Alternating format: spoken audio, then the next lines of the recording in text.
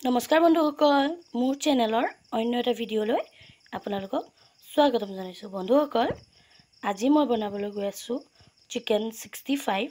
তাৰ কাৰণে মই অলপমান চিকেন ল'লোঁ আৰু মই কি লৈছোঁ এইখিনি আপোনালোকক দেখাই দিছোঁ। তো তাৰ কাৰণে মই লৈছিলোঁ এয়া হ'ল কৰ্ণফ্লাৱাৰ অকণমান, তাৰপিছত আছে এয়া চাওক, ইয়াতে আছে ধনিয়া গুড়ি, জিৰা গুড়ি, ৰেড চিলি পাউডাৰ অকণমান, নৰসিংহৰ পাত আৰু কেইটামান কেঁচা জলকীয়া।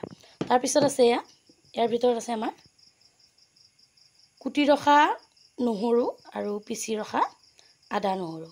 গতিকে চাওকচোন মই কি কৰোঁ। প্ৰথমতে মই মাংসখিনি মেৰিনেট কৰি ল'ম। তাৰ কাৰণে দৈ ৰাখিছিলোঁ, এয়া আধা কাপ দৈখিনি ইয়াতে দি দিম।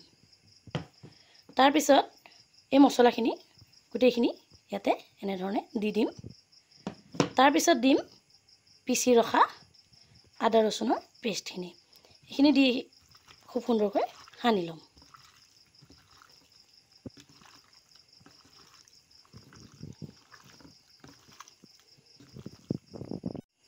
এয়া খুব সুন্দৰকৈ সানি ল'লোঁ। এতিয়া ইয়াতে দিম 2 চামুচমান ৰিফাইন অইল।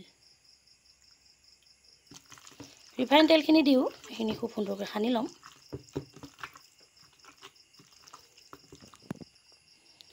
বন্ধুসকল, মই মাংসখিনি প্ৰথমতে অকণমান নিমখ দি লৈছিলোঁ, যিটো ক'ব পাহৰি গৈছোঁ, আপোনালোকে নিমখ অলপ দি ল'ব। তাৰপিছত মই ইয়াত দিছোঁ কৰ্ণফ্লাৱাৰ, 1 চামুচমান কৰ্ণফ্লাৱাৰ দি খুব সুন্দৰকৈ এইখিনি সানি ল'ম। তাৰপাছত এইখিনি মেৰিনেট কৰি 15 মিনিটমান ৰাখি দিম। 15 মিনিট পিছত লগ পাই আছোঁ। এতিয়া আমাৰ কেৰাহী পাতি দিলোঁ, কেৰাহীত তেল গৰম হৈ গৈছে। তাৰপিছত আমাৰ চিকেনখিনি ভাজি ল'ম।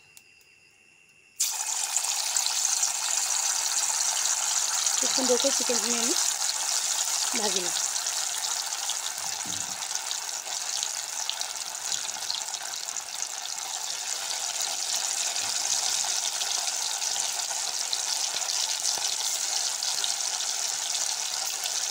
মই চিকেনখিনি ভাজি লওঁ, আপোনালোকে ভিডিঅ'টো শেষলৈকে চাই থাকিব।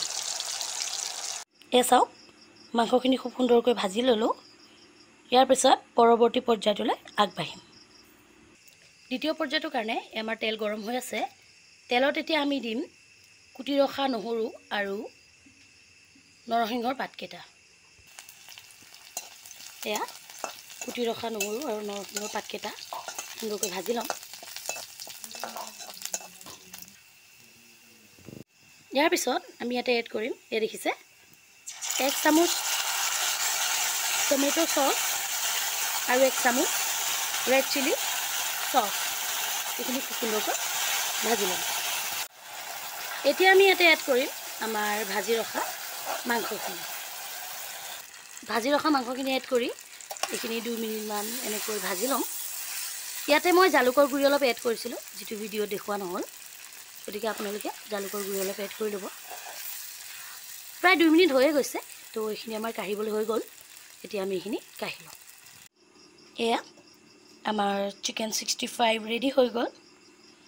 আপোনালোকে ভিডিঅ'টো চাব, এবাৰ এনেধৰণে বনাই খাব।